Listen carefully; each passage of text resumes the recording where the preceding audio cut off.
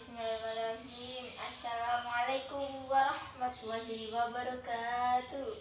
Waalaikumsalam warahmatullahi wabarakatuh. Alhamdulillahirabbil alamin. Allahumma shalli ala sayyidina Muhammadin wa ala alihi wa sahbihi ajmain, amma ba'du.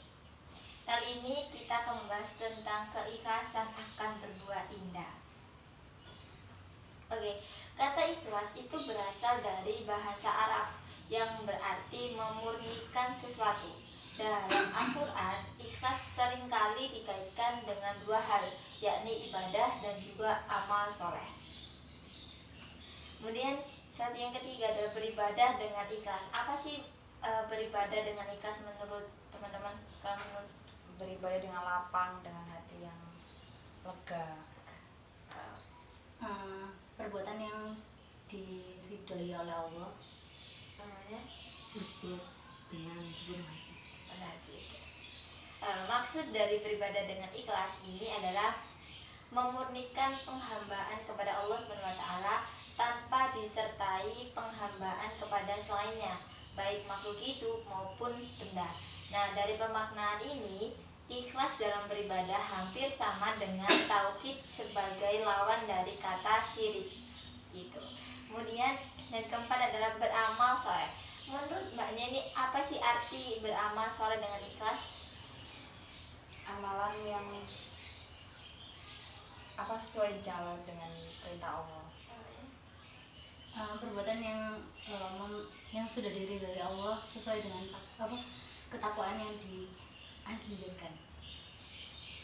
Kekuatan yang sudah diridhoi oleh Allah. Oke, tadi intinya diridhoi kan ya. Artinya beramal soleh dengan ikhlas itu artinya memurnikan aktivitas kita semata karena Allah SWT, bukan karena ingin dipuji orang, dan juga bukan karena untuk meraih kepentingan pribadi. Karena biasanya orang yang beramal soleh itu ingin dipuji, mbak ini loh sering beramal gitu, mbak ini loh sering beramal, itu sebenarnya nggak boleh, karena itu termasuk perbuatan yang sebenarnya dilarang sih gitu. Terus syarat keempat adalah ketika iblis ini dilaknati oleh Allah SWT dan juga dikeluarkan dari surga, yaitu berjanji akan menyesatkan semua manusia kecuali orang-orang yang ikhlas. Iblis dan setan pun juga tidak akan mampu menggodanya. Kenapa demikian? Kenapa? Karena orang ikhlas tidak gampang untuk digoda.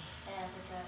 Karena orang ikhlas itu tidak punya kepentingan, dalam artian dia itu melakukan sesuatu semata-mata karena Allah, bukan semata-mata karena manusia.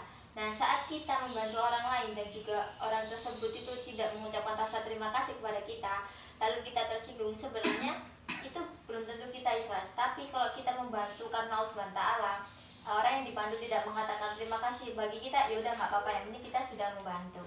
Ya. Gitu. Terus apa yang harus kita dapatkan dan juga harus disyukuri, dan apa yang harus kita lepaskan dan juga diikhlaskan. Nah, itu maksudnya adalah sungguh indah Allah SWT itu melatih kita untuk ikhlas saat terjadi musibah dan hal-hal yang tidak diinginkan. Allah SWT juga memerintahkan kita untuk berucap innalillahi wa innalillahi rajiun.